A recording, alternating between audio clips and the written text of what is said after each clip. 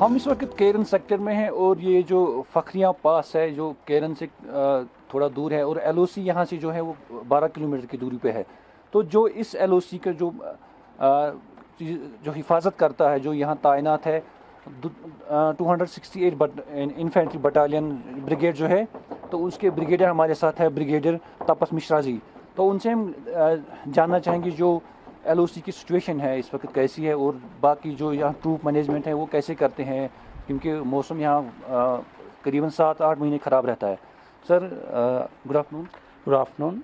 Sir ये जो seize fire violation का जो बार बार जिक्र आ रहा था यहाँ की खबरें होती थी, लेकिन अब गुज़श्ता 1 साल से करीबन अब सीज़ फायर जो है एग्रीमेंट हुआ है कि अब उस पर कोई वायलेशन नहीं हो रही है।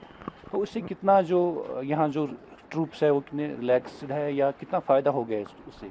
ओके, सो जैसा कि आप खुद ही बता रहे हैं कि लास्ट ऑलमोस्ट 15-16 महीने से एक सीज फायर है लाइन ऑफ कंट्रोल पर, which was based on an agreement probably on both sides at the higher level.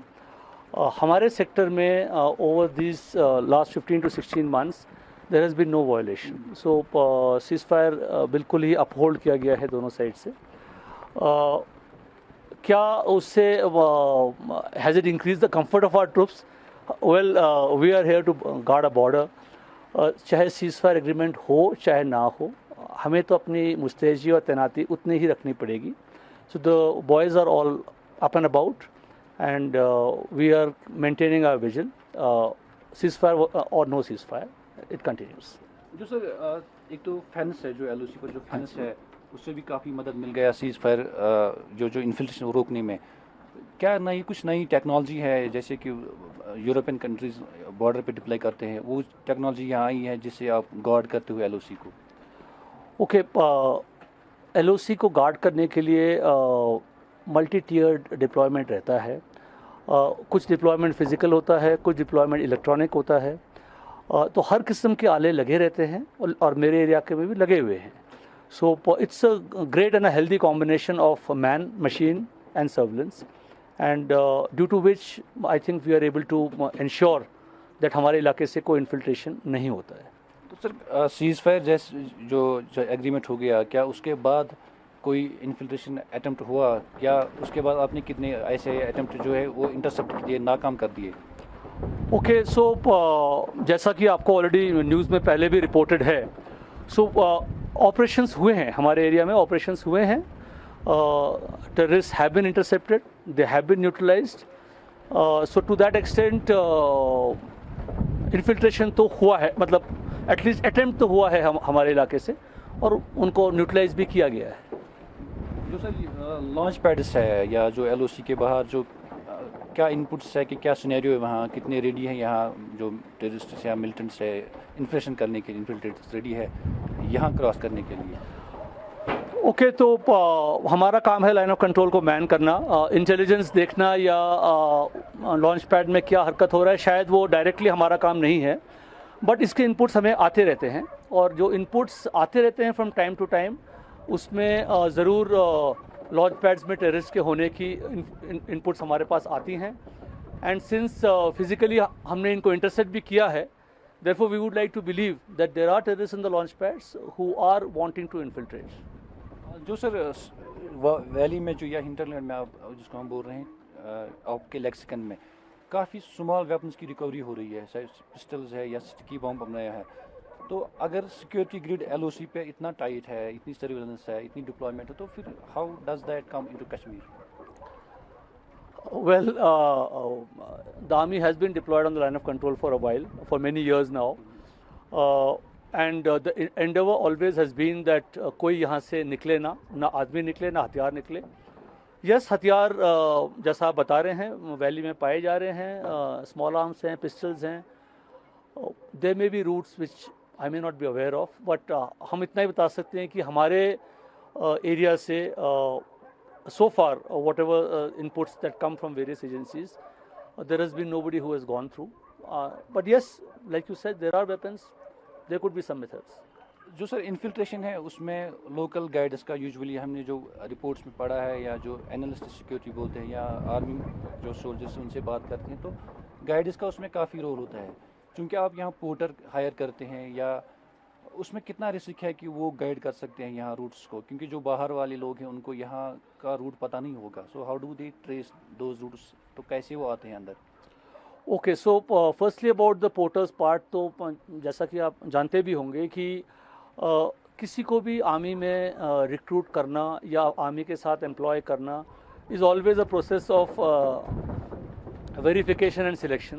So anybody who gets employed with us, definitely he is verified by somebody external to us, by the police or by somebody. उनका background check किया जाता है, और उनका, हालांकि हमारे साथ ही porters काफ़ी जगह रहते हैं, but always what is kept in mind is that the security is not compromised. So क्या वो किसी को इस तरह से गाइड कर सकते हैं? मेरा मानना है कि it's not easy, because there are checks and balances in place and everybody is keeping an eye on everything that's going on.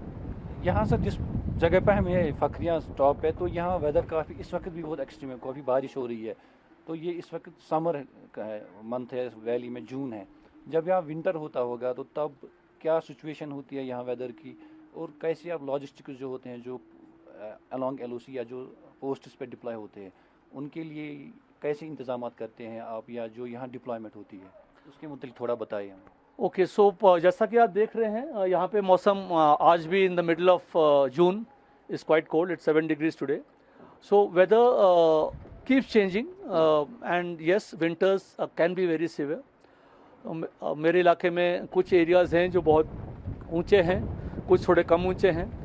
Her area का जो लॉजिस्टिक्स चैलेंज या जो लॉजिस्टिक्स रिक्वायरमेंट है वो अलग है, और उसी हिसाब से टेलर मेड सोल्यूशंस भी बनाए गए हैं जो साल दर साल चले आ रहे हैं, and they are serving us well.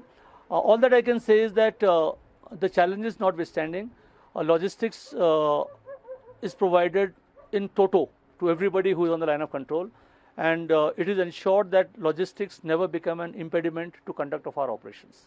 Sir मेरा लास्ट क्वेश्चन है जो पोर्टर्स का है, क्योंकि जब यहाँ शेलिंग होती है या इन्फ्लेशन अटैक होता है, तो तब उनकी रिस्क, उनका लाइफ को भी रिस्क होती है, तो उनको आप फिर कैसे कंपेंसेट करते हैं? जैसा कि मैंने आपको थोड़ा पहले भी बताया कि porters are with us. The endeavour is कि वो हर वक्त सेफ रहें, एंड वो कहीं भी ऐसी जगह में एक्सपोज ना हो जहां उन पे कोई चोट लगे या उनकी जान पे खतरा हो सके. बट हैविंग सेड दैट, जब स्पेशली जब ट्रांस एलसी फायरिंग होता था, so there can be an odd incident जब किसी को लग जाए, and there have been incidents in the past. But मेरे हिसाब से उसके लिए एक स्ट्रीमलाइन प्रोसीजर है, and the procedure is followed, wide which जो उनको कॉम्पेंसेशन लागू है वो 100% उनको दिया जाता है in all cases. Last week जो FATF है उन्होंने पाकिस्तान को ग्रे लिस्ट से हटा दिया है, तो डू यू थिंक दैट उसकी वजह से LOC पे सिचुएशन एस्केलेट होगी या इन्फ्लेशन होगी ज़्यादा, क्योंकि FATF उनका एक चेकमेट था, उससे वो यहाँ बैलेंस कर रहे थे वो चीज़ें? Well, we will have to wait and watch.